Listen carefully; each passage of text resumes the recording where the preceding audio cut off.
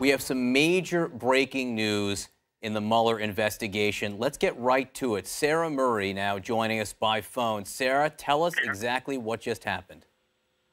We are learning that Roger Stone, who is President Trump's longtime political advisor, was arrested at his home in Fort Lauderdale this morning. He has been indicted. This has now been confirmed both by Roger Stone's attorney as well as the special counsel's office.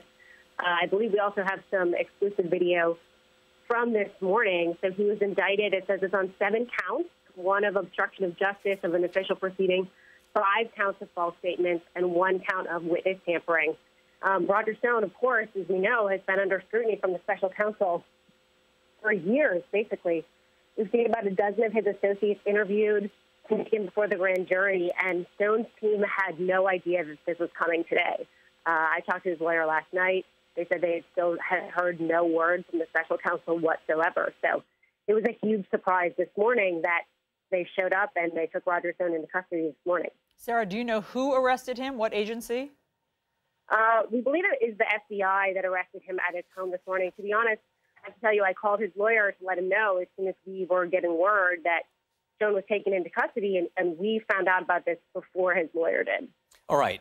1 count of obstruction, 5 counts of false statements, 1 count of witness tampering. And I should note that they just posted, the Department of Justice just posted this official information just now, and we'll read through it as soon as we can. But Sarah, to the extent that you understand the specifics in these charges, obstruction, false statements, witness tampering, give us some details there. Well, we're still, as you pointed out, we just got this information that Stone has been taken into custody, just got this information about the documents, so we're looking over it. I believe that it is probably going to have to do with some of his testimony to Congress. Again, I have not had a chance to read through these fully, but we know that Mueller's team recently requested from the House Intelligence Committee a copy of Roger Stone's testimony, and we know that they had asked some other witnesses about the possibility that Roger Stone may have made some false statements in Congress. So we're going to dig into this. Right. But you know, it's 7 counts. This is no small deal. You know, and Sarah, I just opened the document right now, and I think our viewers are going to have to bear with us as we read this in real time. But among the very first things I see here is during the summer of 2016, Stone spoke to senior Trump campaign officials about Organization 1, which has always been WikiLeaks, is my understanding, and information it might have had that would be damaging to the Clinton campaign. Stone was contacted by senior Trump campaign officials to inquire about future releases by Organization 1. Explain the significance of that right there, because that paragraph I just read says that Roger Stone and the Trump campaign, it seems to me, had conversations in the summer about WikiLeaks.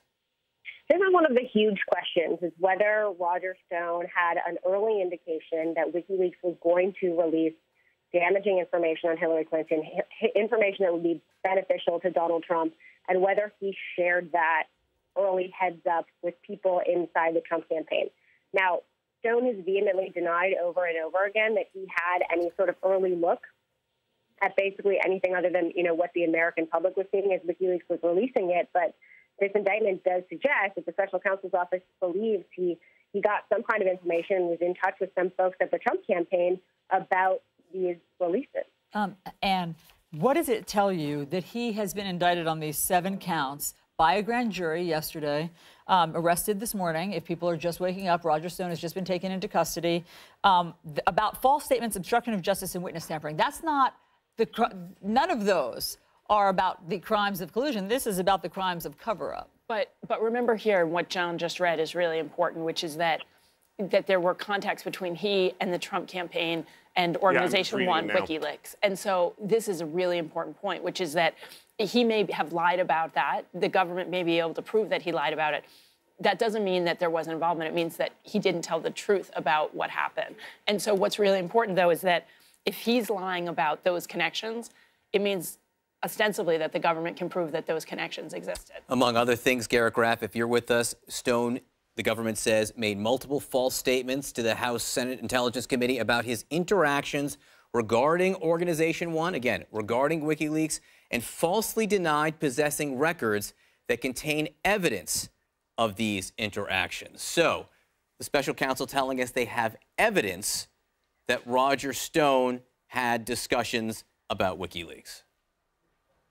Yeah, and John, I'm reading this document at the same time you are here, and one of the things that stands out to me is, in many ways, what we're seeing is the other side of that Jerome Corsi aborted plea agreement from December, which, if you remember, Jerome Corsi, Roger Stone associate, a conspiracy theorist, he had come, seemingly within hours of signing a plea agreement with Bob Mueller. Then it all blew up, and he leaked the plea agreement he was about to sign. That contained many of the communications that we're now seeing between him and Roger Stone that are in this new indictment this morning. So in some ways, Roger Stone is now getting indicted for the communications he was having with Jerome Corsi. Sarah, look, as you know, there was so much talk about why hasn't Roger Stone been interviewed? What does this mean? Why hasn't he been contacted? So many people had been reached out to by Robert Mueller's team, and we knew about it from our reporting, and Roger Stone was always the question mark.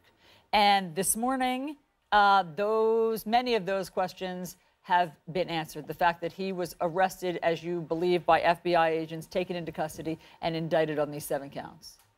Yeah, that's right. And, I think that Roger was clear-eyed enough, and his lawyers were clear-eyed enough to know that the reason he had not been interviewed was because he was a target of this investigation. But they were also very much in the dark about what he might ultimately be charged with. They felt like he had not colluded, that he had not obstructed justice. Obviously, the special counsel has a number of charges relating to obstruction of justice there. And I do think the question going forward is, okay, what does the special counsel's office want him for? Do they want him on these obstruction of justice charges because they do think he could provide more information about his contact with WikiLeaks and his contact with the campaign, and ultimately they want to put pressure on him and they want him to cooperate? Or are they actually looking to, to bring these charges against him and to move forward? And do they not need his help and his participation? And that's still a very open question in this. All right, Sarah, we have to let you go for just a moment to go do more reporting and read through this. Garrett and Ann, stick around. Just one more thing I want to read, and we're going to take a quick break because, again, we're going to digest this all. But I want to read this and get your reaction. After the July 22nd, 2016 release of stolen DNC emails by Organization 1, that's WikiLeaks, a senior Trump campaign official was directed to contact Stone about any additional releases and what other damaging information Organization 1 had regarding the Clinton campaign. Stone thereafter told the Trump campaign about potential future releases of damaging material by Organization 1. And again, July 22nd here, which is fairly early on in the summer, this is conversation and some level of coordination between at least one Trump campaign official and Stone about the WikiLeaks hack. This is enormously important. If you think about conspiracy, and one of the questions Robert Mueller is investigating is, did the Trump campaign conspire with the Russian government? We know the Russians hacked into the emails. We know that they were trying to influence the election. To conspire with somebody, you have to share their criminal intent, have to share the intent or the goal, which here would be to release emails that were detrimental to Hillary Clinton, and to have taken an overt act, like, for example, potentially making that call to Roger Stone and saying, hey, do you know when it's going to happen? What's the timing? And, I would argue that this is probably the closest evidence we've seen. It's almost a 3-legged stool. You've got the Trump campaign, you've got the Russian government with this information. What we've been missing is the piece in the middle. And we had a little bit of it from Corsi, but this to me comes... But what I just haven't gotten yet from the indictment, because we're only on page 4 as we comb through it, is whether or not Stone was a charlatan, whether or not he actually was having contacts. I haven't gotten to the part where it says that he was in touch. WikiLeaks denies it, as it says in here, but Stone always said that he did. And so we don't know yet if it actually does all weave together. The only thing we know is that Robert Mueller and his team does know, but we do not know yet. And so we're still waiting for that. And again, we're talking about Stone's communications about Organization 1. WikiLeaks. Well, that's WikiLeaks. So what did Stone say to Organization 1? Did they talk? What did they say to him? Garrett, quick last thought, and we're going to take a quick break. But before we go read more, your final thought on all this we just discussed?